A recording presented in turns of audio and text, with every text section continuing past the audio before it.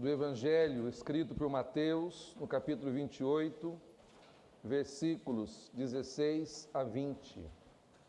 Diz assim a palavra de Deus: Os 11 discípulos partiram para Galiléia, para o monte que Jesus lhes havia designado. E quando viram Jesus, o adoraram, mas alguns duvidaram. Jesus, aproximando-se, falou-lhes, dizendo: Toda autoridade me foi dada no céu e na terra. Portanto, vão e façam discípulos de todas as nações, batizando-os em nome do Pai, do Filho e do Espírito Santo, ensinando-os a guardar todas as coisas que tenho ordenado a vocês. E eis que estou com vocês todos os dias até o fim dos tempos. Até aqui. Pai querido, Deus da graça, obrigado pela inerrância, pela verdade e pelo poder que a Tua palavra é e contém. E concede-nos nesta noite compreendê-la mais perfeitamente, obedecê-la mais santamente e praticá-la mais devotamente em nossas vidas. Em nome de Jesus. Amém. Já foi dito, irmãos, na leitura do ambiental, que esta é uma noite de colheita, portanto, uma noite de alegria. Nós estamos juntos testemunhando os efeitos da pregação do Evangelho. Alguns aqui, que farão sua profissão de fé e seu batismo nessa noite, sofrem este efeito há mais tempo, ou seja, tiveram o privilégio e a graça de mais tempo serem submetidos à pregação do Evangelho e, digamos assim, crescerem sob os auspícios do Evangelho. Muito detidamente estou falando, evidentemente, do Vitinho e do Luiz Otávio, que cresceram na aliança, cresceram no pacto. Então, há muito tempo, eles vêm pela misericórdia e pela bondade de Deus, sofrendo um processo amoroso, longo, contínuo e irreversível do amor de Deus por eles, que proveu-lhes pais que pudessem ser os seus primeiros educadores na fé. Deu-lhes o contexto da escola dominical, onde eles pudessem ser ajudados por outros irmãos mais experimentados a conhecer o Evangelho. E agora, próximo da idade adulta, porque graças a Deus falta um tempo ainda, para vocês verem que o mundo não é tão cor-de-rosa assim, próximos da idade adulta, e para começar a enfrentar os grandes dilemas da existência, eles fazem a sua pública profissão de fé e dizem que querem seguir Cristo a despeito e em detrimento de quaisquer que sejam as circunstâncias. Outros chegaram há mais pouco tempo. Uns sofreram uma busca ativa de alguém, o testemunho de um irmão, ouviram a pregação do Evangelho através de outros pregadores e quando chegaram aqui encontraram consonância, ressonância, se identificaram que a pregação era a mesma. Outros, o pastor fez questão de, detectando, indo atrás. O fato é que outros sofreram também esta ação da graça na pregação do Evangelho. E nesta noite, depois de um tempo transcorrido, pouco ou muito, o que os nossos olhos testemunham é a colheita de uma semeadura que foi feita. E como a grande maioria sequer fez qualquer coisa decente e verdadeira para que muitos desses estivessem aqui, é que vale então o que fala Jesus no Evangelho de João, no capítulo 4. Uns trabalharam e vocês entraram para o trabalho deles e colhem o que eles fizeram. Mas o Evangelho diz que a alegria de quem plantou e vê os frutos é a mesma daquele que, não tendo feito nada, agora recolhe, também compartilha desta mesma alegria. Então é uma noite de alegria para nós, porque estamos colhendo os frutos do Evangelho e estamos testificando com os nossos próprios olhos aquilo que Deus disse no livro do profeta Isaías, que assim como a chuva e a neve descem do céu e para lá não voltam sem antes dar os frutos que delas se esperam, assim a palavra que sai da boca de Deus nunca volta vazia, sempre volta com frutos e frutos para a vida eterna. Dentre os frutos da vida eterna, homens e mulheres que se rendem incondicionalmente a Jesus. Mas o importante é irmos ao texto que nós acabamos de ler. Erroneamente, porém didaticamente, as Bíblias trazem um subtítulo redacional como a Grande Comissão, como se essa fosse a comissão dada por Deus em toda a Bíblia. Mas, na verdade, nós sabemos que a comissão para levar a bênção até os confins da terra, a todas as nações, está muito longe no tempo desse texto. Nós o encontramos já lá no capítulo 12 do livro de Gênesis, quando Deus, fazendo aliança com Abraão, diz que por meio dele, ele seria uma bênção para todas as nações, e por meio dele, a descendência dele alcançaria as nações. E a Gálatas depois explica, depois Paulo explica também em outro momento, que o descendente de Abraão é Cristo. Então esta comissão aqui, na verdade, ela é um fato pronto do texto. É o epílogo para tudo que veio escrito antes.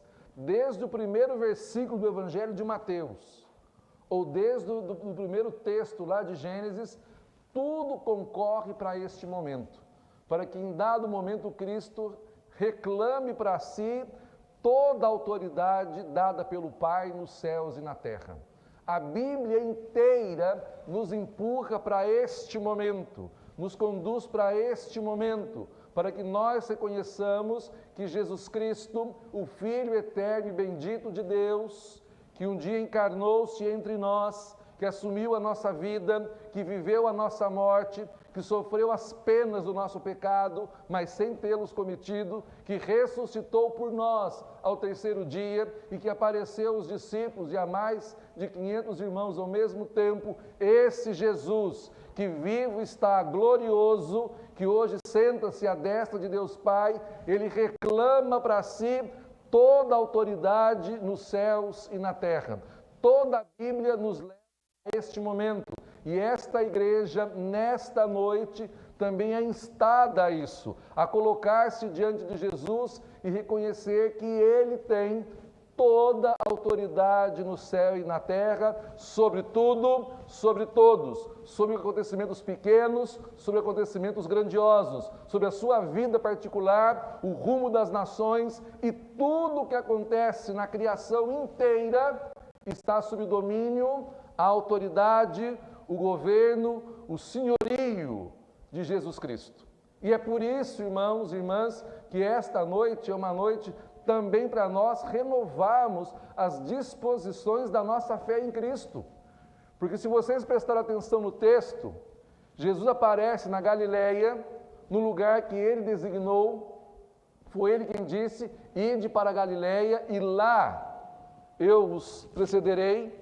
E quando Jesus se manifesta a eles, eles adoram, mas entre eles havia quem duvidasse. Havia incrédulos entre os discípulos.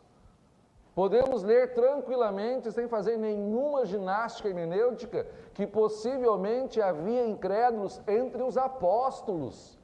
Naquele momento eles tinham dificuldades de entender o que havia acontecido com Jesus, quem era Jesus, o significado das suas palavras e o que ia acontecer depois.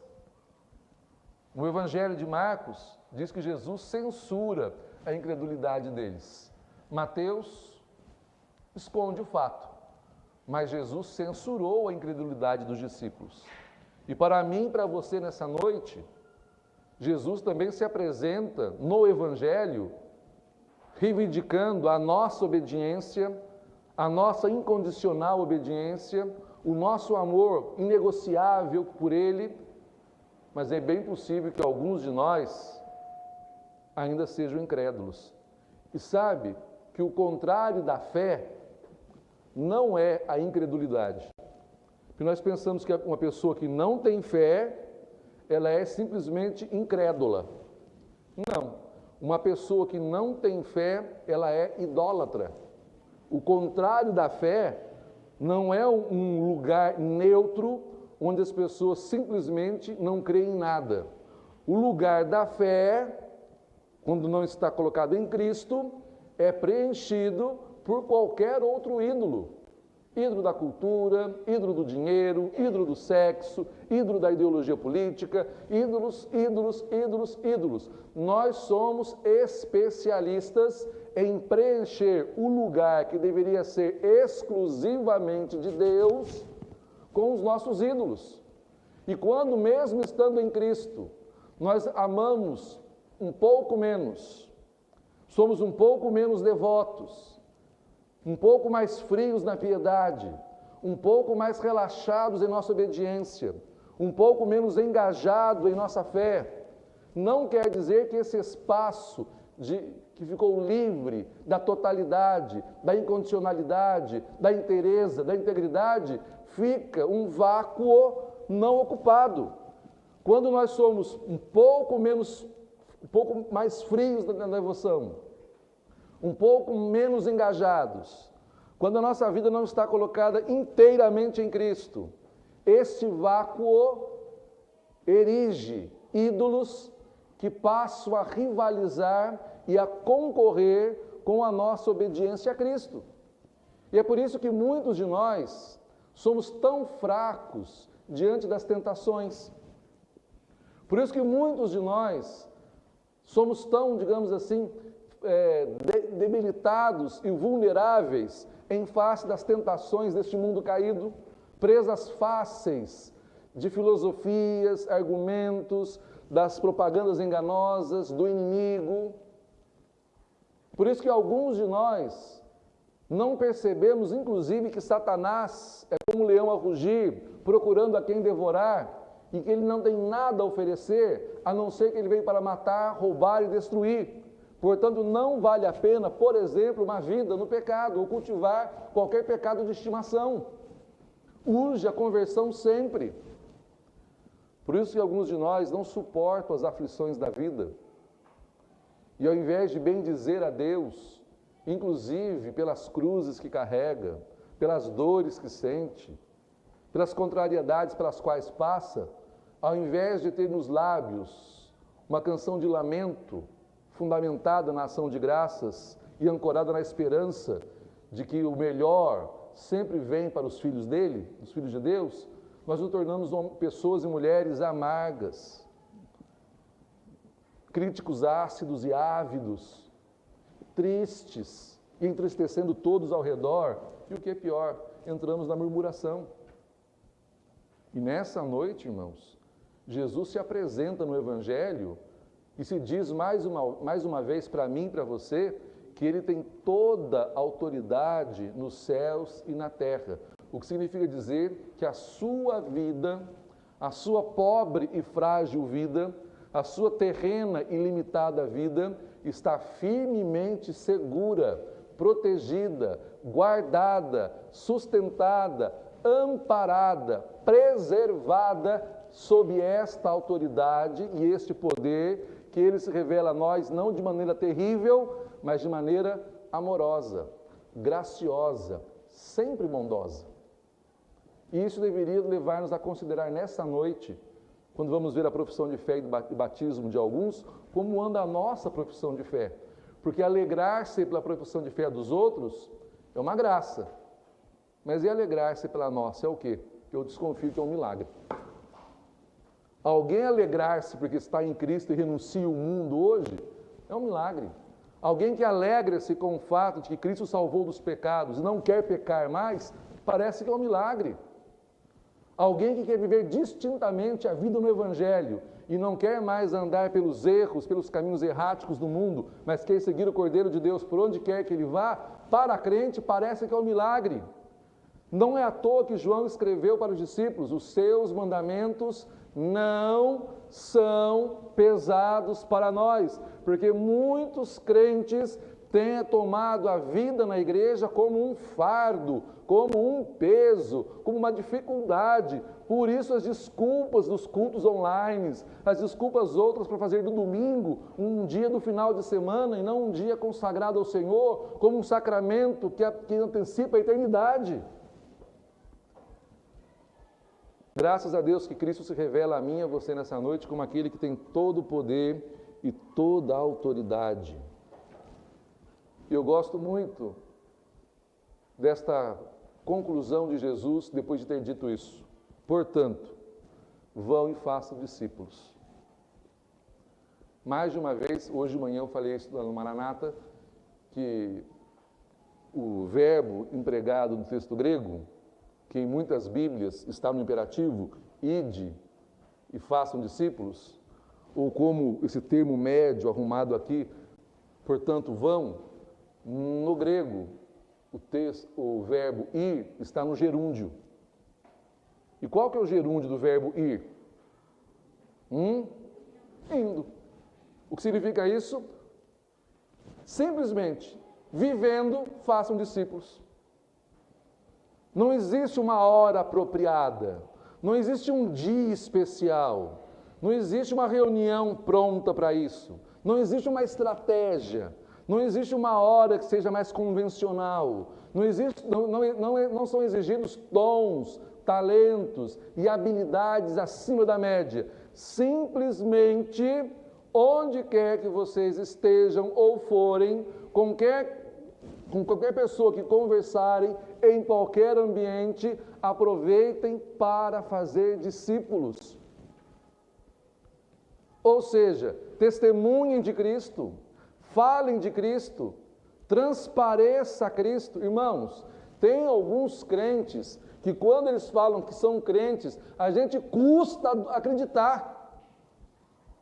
Dá até falar assim, você está brincando. Não, você está de gozação comigo. Não, mas eu sou membro... Não acredito. Isso acontece com alguns pastores também, viu? E já aconteceu na nossa igreja. Ladeado por um colega do púlpito, alguém entrou aqui e depois ele perguntou, escuta, mas fulano é mesmo pastor? O senhor não está enganado? O senhor tem certeza disso? E esta é a falência do Evangelho. Quando a vida cristã se reduz à religião, à prática do culto, a ser membro de uma igreja, a ocupar um cargo eclesiástico, a ter uma função pública reconhecida na igreja, estas coisas são boas e válidas até a página 6. Mas o que conta mesmo é que eu e você tenhamos uma vida completamente centradas em Cristo. E que nós venhamos a transpirar Cristo. Paulo chega a dizer isso na carta aos Colossenses, para ter o bom odor de Cristo, que é perfume de vida para alguns e perfume de morte para outros. Mas o bom odor, o perfume de Cristo, deve estar de tal maneira entranhados em nós, que ele exale a partir de nossas palavras, de nossos gestos, de nossa acolhida, do estar com os outros, de servi-los e, sobretudo, evidentemente, de falar explicitamente de quem Cristo é. Irmãos, eu não sei quantos leram um boletim hoje. A minha média é que menos de 10% dos que pegam o boletim, leem o boletim. As pessoas estão mesmo interessadas nos aniversariantes e na escala. O problema é que a escala dos aniversariantes não é importante. Não adianta fazer com a cabeça, porque é verdade, porque eu sei. Nós diminuímos de quase 100 boletins para 35 e 40, porque estava sobrando, jogando fora. E o que nós precisamos entender, irmãos, no pastoral que eu escrevi? Que a igreja não existe para si mesma. Os irmãos que vão fazer a profissão de fé daqui a pouco não farão a profissão de fé para si mesmos. Não serão batizados para si mesmos. Não tomarão a ceia do Senhor para si mesmos. Nada que a igreja venha fazer pode fazer para si mesma. A igreja é o centro do mundo, é o centro da criação, é o centro da obra de Deus, é o palco dos seus atos redentores, e é a partir da igreja que todo mundo é iluminado pela graça de Cristo e pelo Evangelho. Mas não é a igreja denominação, não é a igreja instituição, não é a igreja corporação, é a igreja crentes, igreja discípulos, igreja gentes, igreja pessoas, igreja salvos. Isso é importante, irmãos. Saber que nós não esgotamos a nossa vida em nós mesmos. Por isso esse verbo foi colocado pelo Espírito Santo no gerúndio. Não tem uma hora especial para ser crente. Não tem um dia especial para ser crente. Não tem. Não tem uma coisa especial que eu faça que denote que eu estou em Cristo. Não tem um fazimento especial de alguma coisa que eu escolha que denote que eu sou Cristo. O meu respirar, o meu viver, o meu comer, o meu dormir, a minha relação com o dinheiro, a minha relação com as estruturas de poder, a minha vida sexual, a educação dos meus filhos, tudo é culto, tudo é obediência, tudo é discipulado, tudo é Cristo, tudo é para Cristo. Porque no final das contas, eu e você vamos saber de uma coisa. Primeiro, que fala Paulo nos Atos dos Apóstolos. Nele existimos, nos movemos e somos. Segundo, tudo é dele, tudo é para ele. Nada que exista que não seja em função dele. Em função dele. Então não existimos para nós. O culto é muito bonito, a solenidade é bonita, o ato de vir à pia batismal é lindo e significativo, é uma ordenança de Jesus. O partir o pão é outra ordenança de Jesus. Nós o fazemos, mas como todo o resto, fazemos para Jesus. Quero terminar citando Paulo mais uma vez. Você acha que você é cristão? Você acha que você é discípulo? A regra é essa: quer comais, quer bebais, ou qualquer outra coisa que venhais a fazer. Fazei-o para quem? E por meio dele, dando glórias a Deus Pai. Irmãos, nós só começamos a entender tudo o que está acontecendo aqui, nesse texto, e tudo que veio antes, se nós entendemos que nunca se tratou de nós. Não se trata do nosso gosto, do que nós gostamos, do que nós queremos, ou do que somos inclinados. Se trata de quanto amamos a Cristo, de quanto obedecemos a Cristo, de quanto vivemos para Cristo, e de quanto tudo que nós temos, tudo que nós somos, exalta Cristo, revela Cristo, apresenta Cristo. Até que isso aconteça, talvez você seja um bom presbiteriano, um bom cristão reformado, um bom membro da igreja e o faça muito bem as suas funções. Mas nunca será suficiente, porque não é disso que se trata. Se trata, como diz o texto, uma vez ensinado, guardar e obedecer tudo o que Jesus disse. E como disse Tiago mais tarde, colocando em prática para não enganarmos a nós mesmos. Portanto, irmãos, que nessa noite, quando nós ministrarmos daqui a pouco o batismo e a profissão de fé, ao invés de olhar para o Luiz Otávio, para o Vitinho, para a Alice, para a Yasmin, para quem mais vai descer as águas do batismo e profissão de fé, olhe para você. Isso aqui é um espelho. Esse momento é um espelho. E pergunte-se o quanto você identifica a sua vida e o seu coração com estas coisas que acontecem aqui. O quanto isso acontece. O quanto você está identificado com isso. Se estiver muito longe, peça misericórdia. Se estiver muito perto, é graça de Deus. E se for perfeito, você está na glória e ainda não sabe. Que Deus nos ajude, irmãos, e nos dê maturidade, ousadia, coragem, prudência, temperança para vivermos em Cristo. O resto, bom, como a palavra mesmo diz, é resto.